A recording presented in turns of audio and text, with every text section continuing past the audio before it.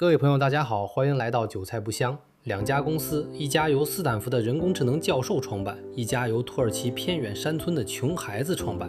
他们都相信同一件事：教育应该是免费的，或者至少是便宜的。他们都在2021年上市，都在 IPO 后股价暴跌超过80%。就在几个小时前，合并正式完成了。Udemy 从纳斯达克退市，成为了 Coursera 的全资子公司。Coursera 代码 COUR， 目前股价大约5.9美元 ，IPO 发行价45美元。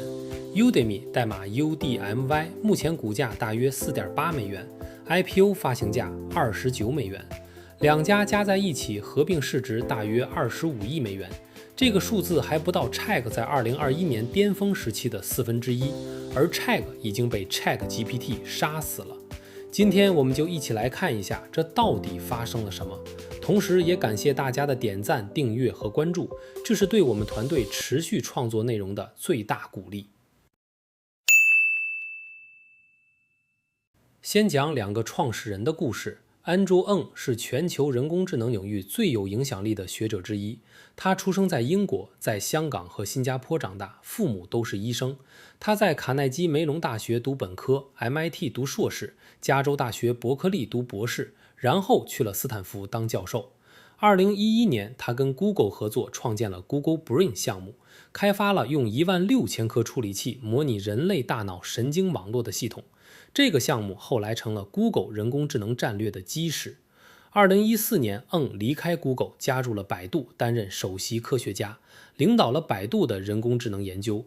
3年后，他离开百度，回到了 Coursera。这一段在中国的经历让他对全球教育市场有了更深的理解。2012年，Ng 在斯坦福开了一门免费的机器学习在线课程，10万人注册，这个数字震惊了整个教育界。一个教授在一个学期里教的学生，比他一辈子在课堂上能教的还多。他意识到在线教育可以改变世界。同年，他跟斯坦福计算机科学教授 Daphne Koller 一起创办了 Coursera， 目标是把全球最好大学的课程免费放到网上，让任何人都能学。斯坦福、耶鲁、普林斯顿、伦敦帝国理工全成了合作伙伴。Coursera 的模式是跟大学合作，课程由大学教授设计和讲授， Coursera 提供平台和技术，用户可以免费旁听，付费获得证书。后来又加入了学位项目，用户可以在线拿到正式的硕士学位。Aaron Bali 的故事完全不同。巴里出生在土耳其东部一个叫 Malatya 的城市，他从小数学天赋极高，但当地没有好的学校和老师。他通过拨号上网和卫星互联网自学了数学和编程。后来他代表土耳其参加了国际数学奥林匹克竞赛，拿了银牌。这段经历让他深刻理解了一件事儿：世界上有无数聪明的孩子被困在没有好老师的地方。如果能把教学搬到网上，让任何人都能教任何人，教育的不平等就能被打破。2010年，他跟合伙人 Oktay Kagler 在旧金山创办了 Udemy。 跟 Coursera 不同， Udemy 不跟大学合作，它是一个开放市场，任何人都可以在上面开课教东西，教编程，教做饭，教弹吉他，教冥想，教 Excel。 课程价格通常在10到20美元之间， Udemy 从中抽成。巴里后来离开了 Udemy 的日常管理，但他创办的这个平台改变了数百万人的生活。有一个 Udemy 讲师在平台上教 Excel 课程，累计收入超过100万美元。一个在印度小城市教编程的老师，靠 Udemy 养活了全家。这些故事是 Udemy 最有力的广告。这个模式让 Udemy 的课程数量爆发式增长。到2025年，平台上有超过22万门课程，涵盖几乎所有你能想到的技能，7000多万注册学习者，15000家企业客户。但 Udemy 的早期非常艰难。巴里最初在土耳其做了一个在线教学平台原型，拿着它去了硅谷找投资，被拒绝了几十次。有投资人直接说，一个土耳其人做在线教育平台不可能成功。他睡过朋友家的沙发，吃过几个月的泡面。直到2010年拿到了第一笔种子资金 ，Udemy 才正式上线。两家公司在2021年先后上市 ，Coursera 2021年3月上市，发行价45美元，第一天涨了 36%。Udemy 2021年10月上市，发行价29美元，同样受到追捧。华尔街给在线教育板块的叙事是：疫情改变了学习方式，远程教育将永远取代传统课堂。两家公司的营收在疫情期间翻了1倍多。Zoom 上课成了全球学生的日常，在线教育板块被赋予了跟 SaaS 一样的高增长叙事，然后泡沫破了。疫情结束后，人们回到了办公室和校园，在线课程的增速急剧放缓。Coursera 从45美元跌到了5美元，跌了 89%。Udemy 从33美元跌到了4美元，跌了 88%。整个在线教育板块遭到了系统性抛售。更恐怖的是 Chegg 的例子。Chegg 是一家帮大学生做作业和备考的在线教育公司。2021年市值接近100亿美元。ChatGPT 上线后的第一个学期，学生们发现免费的聊天机器人比每月20美元的订阅服务更好用、更快。Chegg 的订阅用户开始断崖式下跌。股价从110美元跌到不到3美元，裁员 45%。一家100亿公司被一个聊天机器人杀死了。Chegg 的掌门人在电话会上直接承认 ，ChatGPT 对我们的业务产生了重大影响。这句话让整个在线教育板块的投资者陷入了恐慌。如果 Chegg 可以被杀死， Coursera 和 Udemy会不会是下一个？ Coursera 和 Udemy 看着 Chegg 的命运，意识到一个残酷的事实：单独活下去越来越难。2025年12月17号，两家公司宣布合并，交易结构是全股票合并，每一股 Udemy 换 0.8 股 Coursera。合并后 Coursera 的股东持有 59%， Udemy 41%。以宣布日百日的收盘价计算，合并市值大约25亿美元。Coursera 的掌门人 Greg Hart 继续担任合并后公司的首席执行官， Andrew Ng 担任董事会主席。董事会9个席位，6个来自 Coursera， 3个来自 Udemy。Udemy 前董事 Lydia Patterson 被任命为审计委员会主席。Coursera 把授权发行的普通股从3亿股扩大到了6亿股，为换股腾出空间，总部留在加州山景城。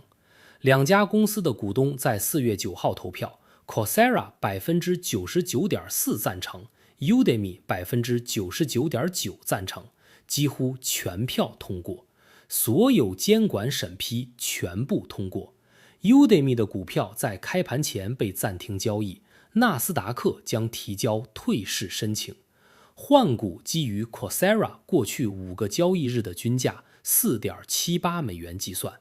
Udemy 的2亿美元花旗银行循环信贷已经终止，没有备偿贷款。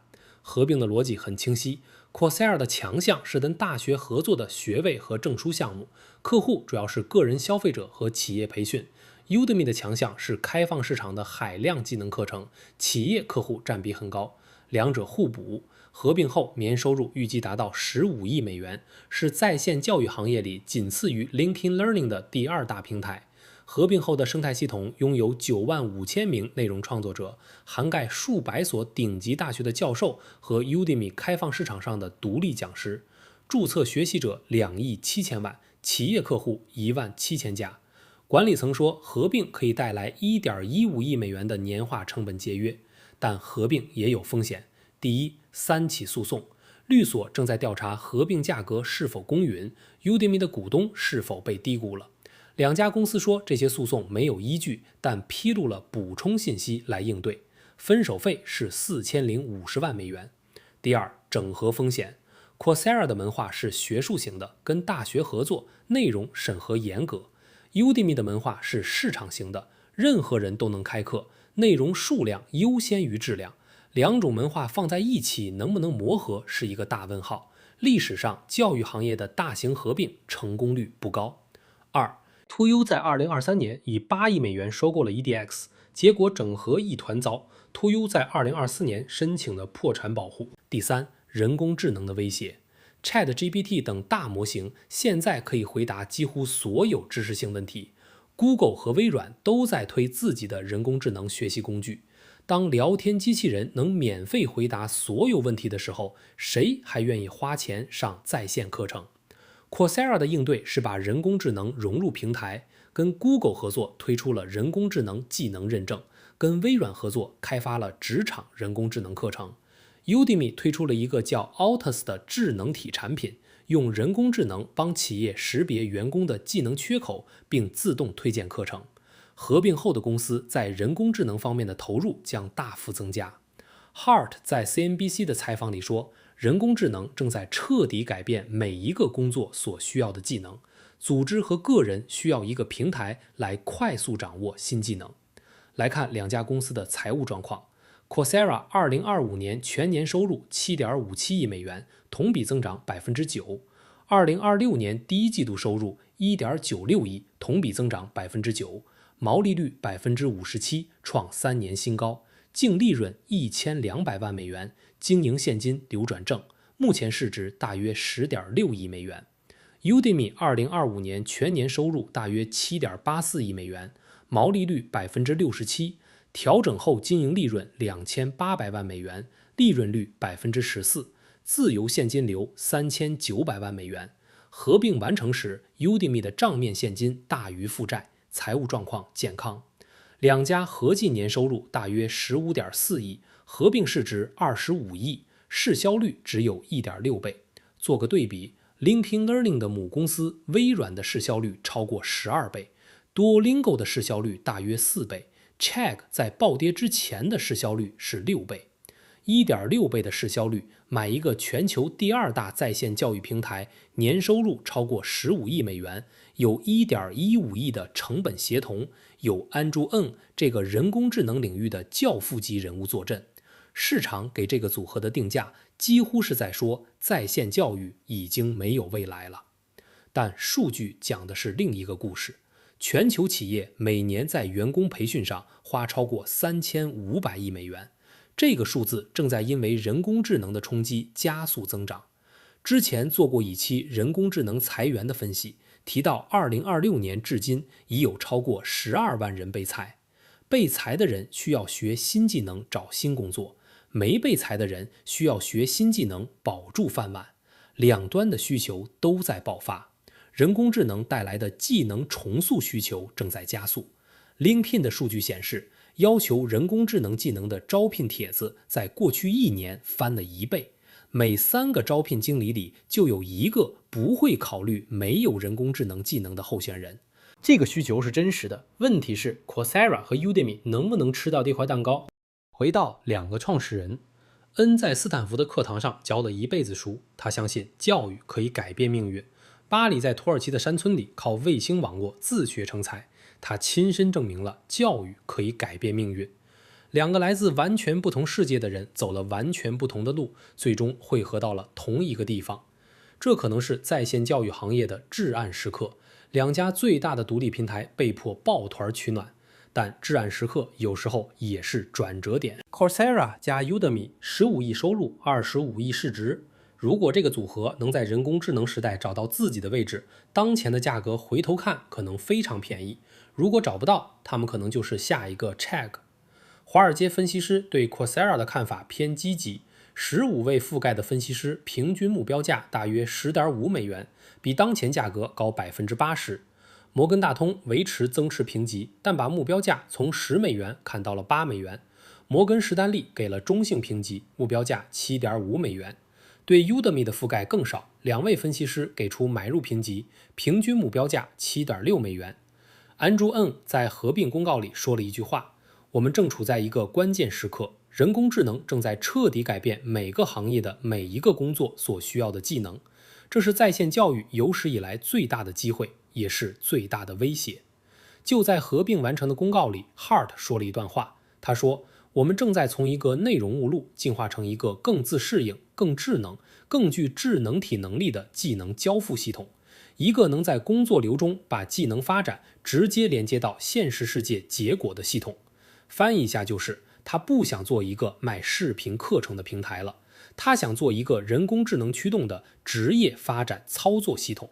这个野心能不能实现，没有人知道，但从现在开始，Coursera 和 Udemy 不再是两个在生死线上挣扎的独立公司了，他们是一个拥有95000名内容创作者、2亿7千万注册学习者、17000家企业客户的统一平台。